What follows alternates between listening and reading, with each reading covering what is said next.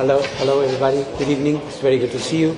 I've just finished a meeting with President Zelensky after a good day, where I also had an opportunity to meet with the Minister of Energy, German Goroshenko, the Ukrainian nuclear regulator, and the Foreign Minister, Mr. Syria. So happy to, instead of talking myself, responding to your questions and suggestions.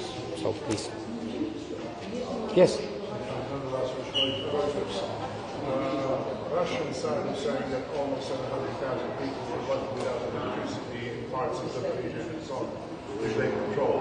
So would that have any consequences to the yes. power plant? Indeed, our teams, as you know, we have an IAEA team on site, and I can confirm that the plant has not been affected by that external power has continued, so there is no safety issue with regards to the plant. We know that Energodar, the city very close to the plant, or town very close to the plant, has had an outage, very serious one, but as far as the plant is concerned, there hasn't been any interruption so far. Please. Mr. Grossi, hasn't you noticed any evidences that Russia is going to connect the Zaporizhzhia nuclear power plant to their grid?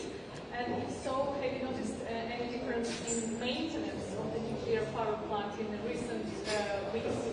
We are aware of some information about that, not coming from Russia, but from other experts and groups in the world, indicating that there are some construction works that would indicate that.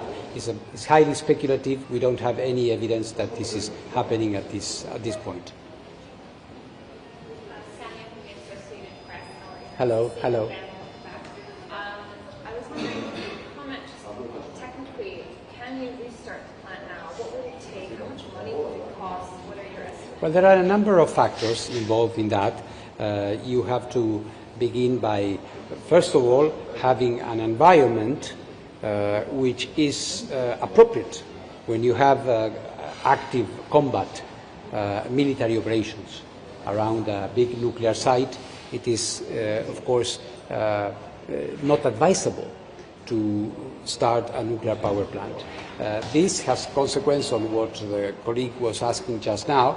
There are very frequent power outages. There are very frequent situations where the external power is interrupted. It was not today, but for those following our updates, every other week, and sometimes even more frequently than that, one of the two lines which are still connected to the plant, one 750 kilowatt, another 330 kilowatt, goes down, thus putting the plant in a very, very fragile situation. So first of all, first things first, you would need to have a more secure environment in order for such a big piece of infrastructure to be working appropriately. This is number one. And number two, you would certainly need, 3 years, almost 3 years after the last reactor was disconnected, you need to have a very thorough, very comprehensive safety assessment.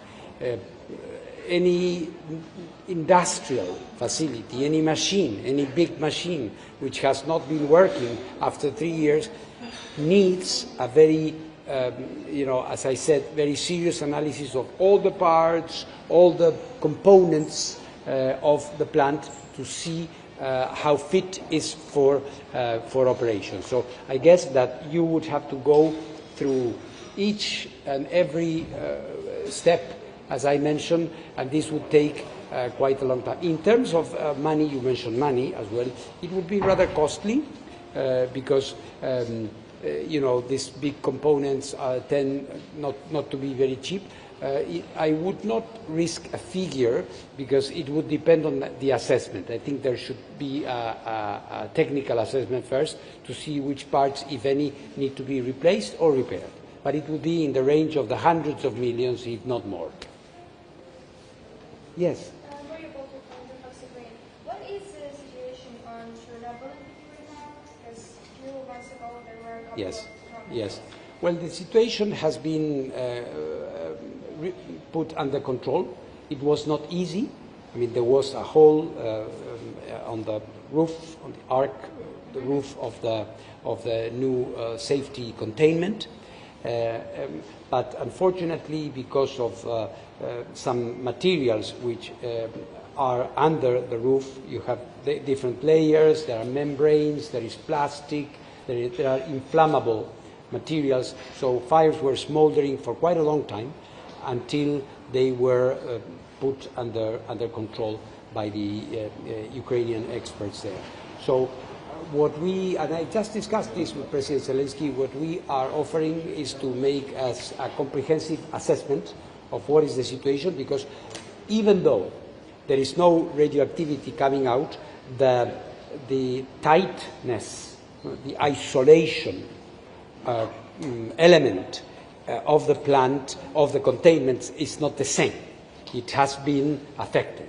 So we need to have an assessment and then see what kind of work repairs are needed. Yes? Do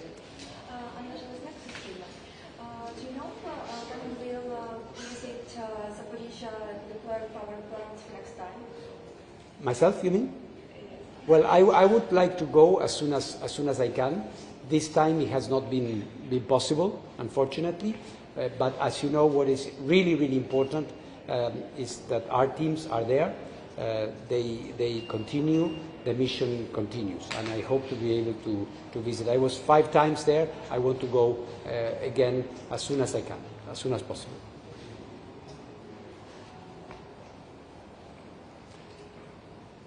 Well, if there is no other question, I thank you very much for your interest. I hope to be back in Kyiv soon and see you all. Thank you very much. Thank you.